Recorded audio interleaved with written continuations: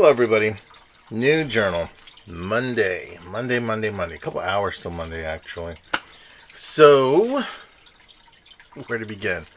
Let's see here. Okay, first thing, I went to QuadCon this weekend. QuadCon is a show that happens in a couple of different areas.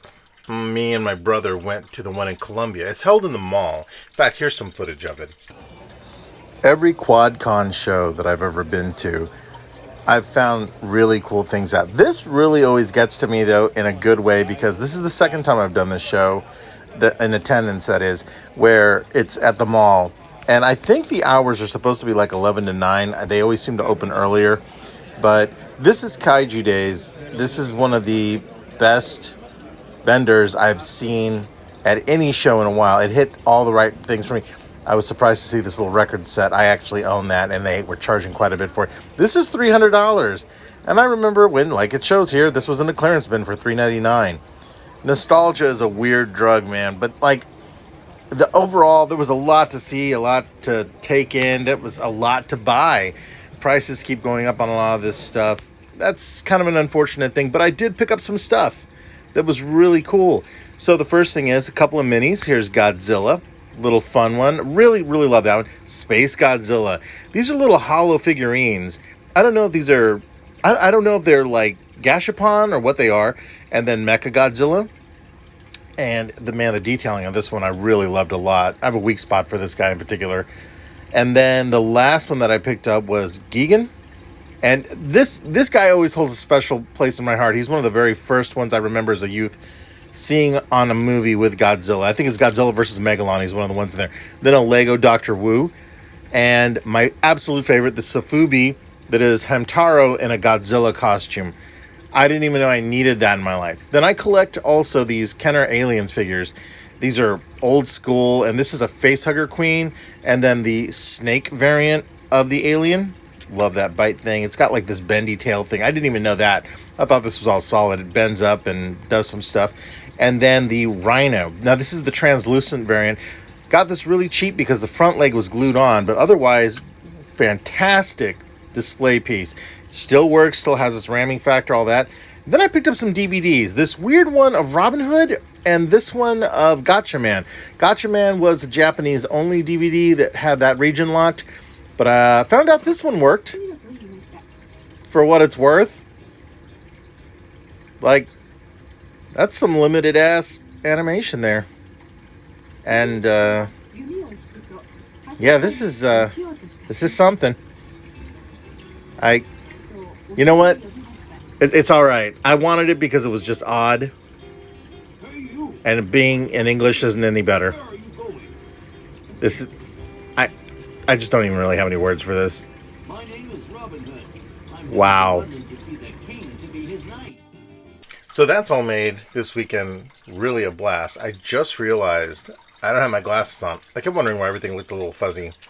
You know, it's weird. And being a diabetic means that sometimes your eyesight is perfectly fine. I was working earlier today and didn't need them. And it's kind of weird because when I'm looking at the camera, it's a little fuzzy, a little off, but it's probably because I'm also looking at the studio lights. But whenever I'm looking at my workbench, everything's fine. Looks clear, no problem. And I have ups and downs. If you have diabetes or you understand anything like that, you understand how that goes.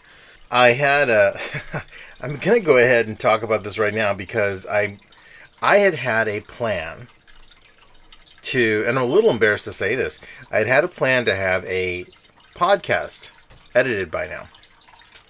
And it was my friend Cam Kiefer. The session went fantastic. It was really good.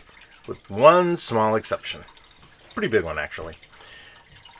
I did not set gain properly on either one of the microphones I used. So although you can hear a little bit of the conversation that's occurring, it was nothing that could be salvaged.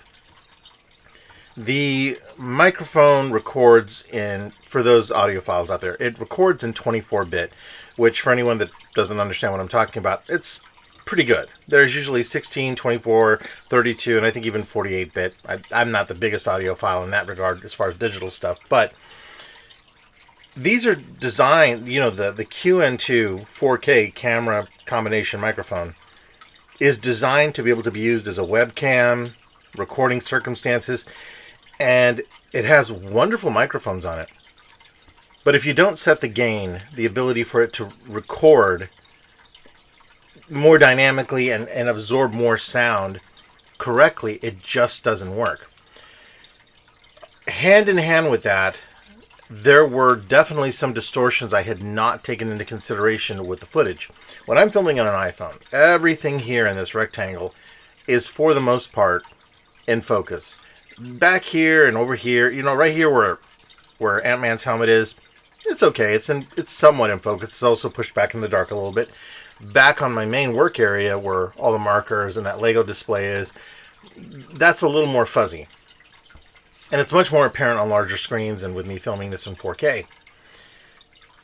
The one thing that I didn't really take into consideration is, depending on the selection of how the camera is filming on a QN2, it tends to warp out. It fisheye lenses this area here where my hands are. On that footage, it does the same thing.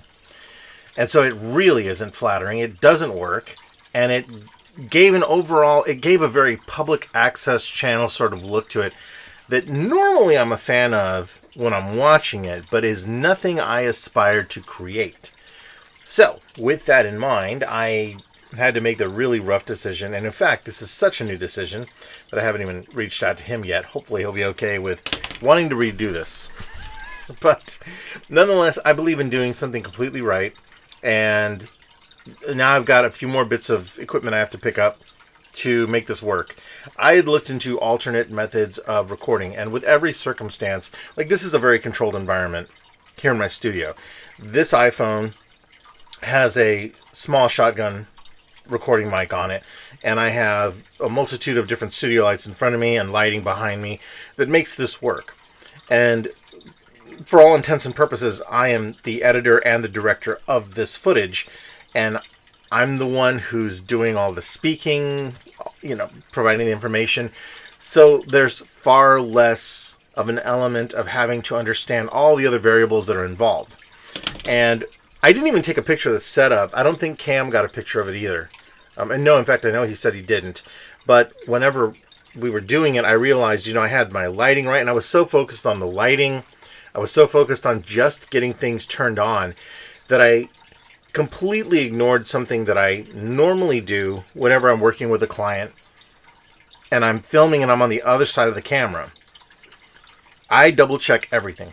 I check audio levels. I check a multitude of things to make sure I have backup for backups. I make sure that things are on, lens caps are off. There's just a whole mental list that, surprisingly, once I got on the other side of the camera, which, is kind of technically like this, but I'm also responsible for the person I'm interviewing. It shook me. It took me for a loop, because unlike recording a normal podcast where it would just be an audio and you just have to make sure, hey, levels are happening, nothing's hot, and it's working. This was, I had to have the visual aspects from the lighting and the spacing and the focal depth of the cameras, or in this case, just one camera, working. And even that one, so if you've ever seen a QN2, it's a smaller, very pocket-sized, kind of cheese wedge-looking camera and microphone combination. It's really a brilliant little wonder. I had that directly powered, and I had backup batteries in it, so that was running fine. Had the lens cap off. Had it set up where I thought it was going to work, but because the gain wasn't high enough, which was an oversight on my part, it messed up. And even my backup microphone didn't have the gain set to the correct thing. I don't know what I was thinking, except that I was already running late. Unfortunately, very unprofessional of me, but I was running late. I got mixed up. My GPS didn't work. It was just a ton of things that didn't work right, and I missed one exit. So there was a lot of things that worked against me, but, you carry on. You do what you can. You get there. Everything was fine, but during the setup, I didn't take the time in my haste to try and get to the final product and get this thing moving. I didn't do my due diligence, and I certainly didn't take the time to make sure everything was moving as smoothly as it could have. Hindsight is 20/20. And so now I have to redo this. And it's unfortunate, but it's a learning lesson. And it's something that I'm like, well, okay, it happened. Not a big deal. I mean, even taking the footage you just saw where I was at QuadCon, when I'm in the moment, that was a circumstance where I had actually even thought about not recording and not, doing a lot of other stuff. But I understand that I have built a blog off of reviewing shows and even creating content on shows that I'll attend or, things I pick up and covering that sort of thing.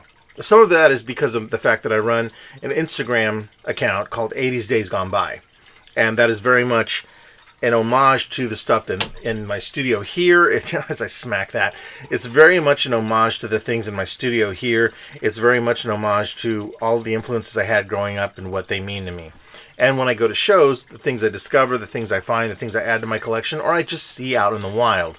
It's neat to see shows breathing and happening as they do. So I try and cover those sort of things.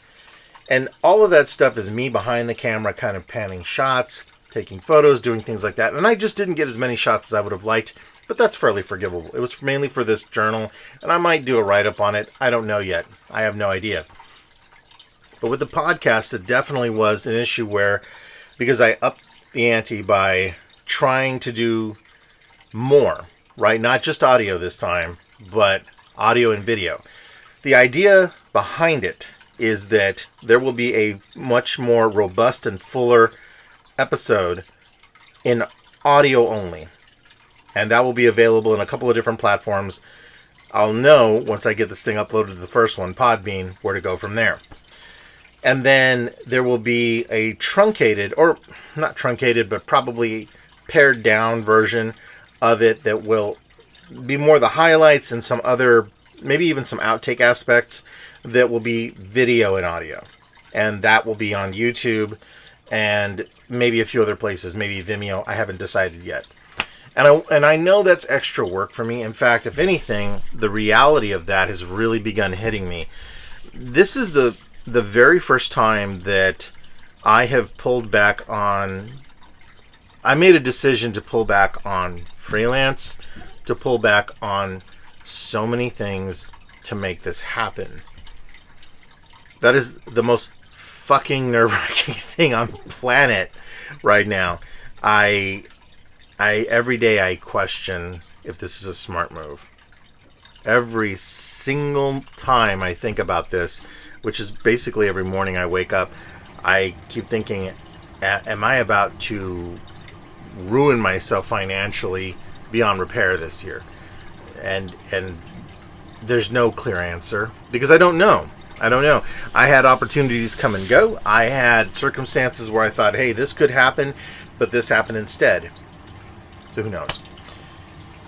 At the very least, it'll make for a very, very interesting end of year sort of look back on things. And, I've spoken about this in other videos, and I'll end on this. I'm sort of a downer, but kind of an upbeat thing, so trust me. When you deal with things like either clinical depression or anxiety or anything, the onus is on yourself to a certain degree. A friend of mine who's involved in mental health, Chris, he posts about this a lot, and this is probably something if any of you follow any sort of therapists or psychiatrists online, many of them will say if you want to get better, you will put in the work and you will do the things you need to ascertain success and overcome those walls that either you've put up or circumstances have provided for you to traverse. The challenge for me has very much always been that when I feel down, it is cataclysmic. It is very easy to fall into this didn't work, everything is screwed. This isn't going the way I thought it was. This isn't perfect. And that can rob you of time. That can rob you of completion. That can rob you of so much. But especially your sanity and your peace of mind. So this has been something where I have no idea, none, what the next 11 months will hold. Because really, looking over here at the calendar, we're at the end of January. That's it, right? And it's not looking super promising, but I'm not going to, throw in the towel yet. I've got 11 more months to prove to myself that I can begin to make this move forward. I mean, I was really happy, and when I first started recording some of the segments for this weekend, I hit 150 followers on this YouTube channel. And now I'm seeing 149. And I took that personally. It's weird, right? You put in this effort, you're making these videos, you're trying to get off the ground. And especially in my circumstance, I don't have anybody else doing this production with me. I'm the editor, I am the narrator and performer, I am the person doing the research, I am filming all the other segments. There's so much in there that happens along with just trying to do life in general. So I take it very personally, unfortunately. And that's okay, because I can also remember last year at the beginning of it was probably the beginning of last year when I really seriously was taking this to another level. In March, I only had like 81 people. So I've made a dent. I've gained and I've lost people through the way, and I imagine there's maybe account shut down or people just go, this guy's kind of full of shit. So whatever the reason might be, that's okay. It has to be okay, because the only other option is that I just stop trying to create, and I can't do that, especially now when everything is riding on this. And the good thing is that I keep a lot of really good stuff around me all the time. I built this studio so that I would have a showcase of things to be able to show off and to be able to work and do things like this fairly seamlessly. And I surround myself all the time with all kinds of works. In fact, even here on my workbench, one of my favorite artists is my buddy Jake, and I always have his magnets and stuff like that, like this little guy. They mean so much to me because he's definitely somebody I look up to.